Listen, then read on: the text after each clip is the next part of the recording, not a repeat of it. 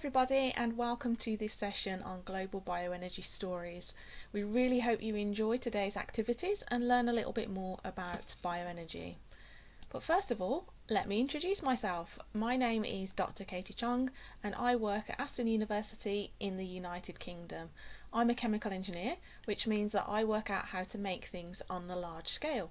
So I take things, the ideas from the lab that chemists have think about, and work out how to turn that into real things. So how to turn that into the food that we eat, into the energy that we use, and into the products that we really need and use day to day. So why are we so interested in bioenergy and climate change? And one big impact is the increase in global temperature. On this chart you can see how the global temperature has been increasing year on year on year, particularly since you were all born.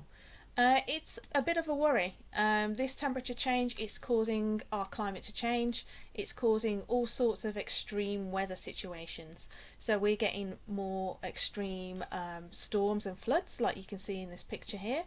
This was the situation in Germany just last year. So can you imagine how you would feel if this was your street and your house was washed away?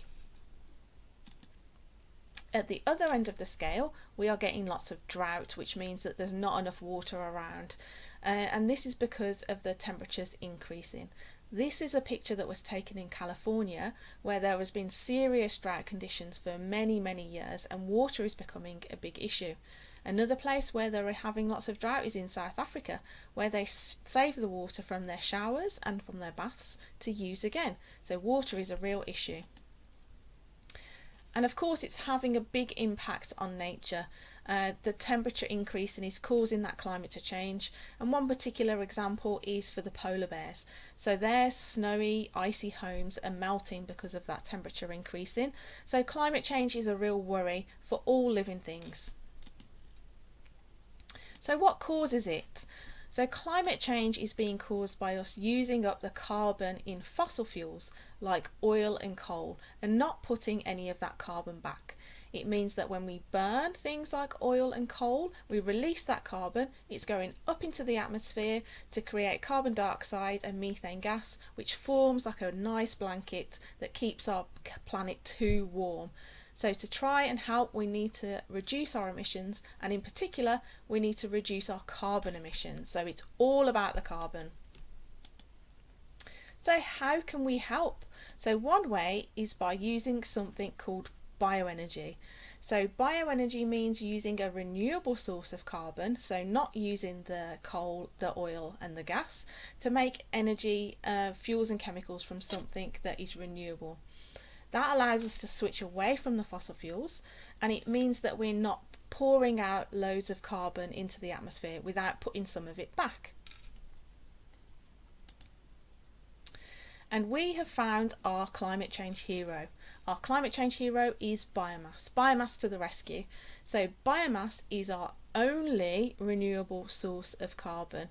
So biomass is any renewable organic material that comes from plants and animals. So that's things like grasses, trees, animal manure, that kind of thing. And plants that produce this material by absorbing the CO2 via photosynthesis. As I said, it's our only renewable source of carbon, so it's our only option really, and it comes in many, many forms, so including things like wood, grasses, food waste, seaweed, all sorts, and they all have different properties, which also brings its own challenges.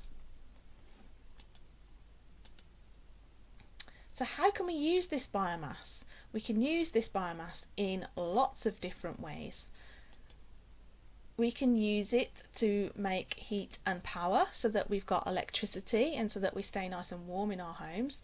And this is what a lot of clever people are working on, how to turn the biomass into all of these useful things.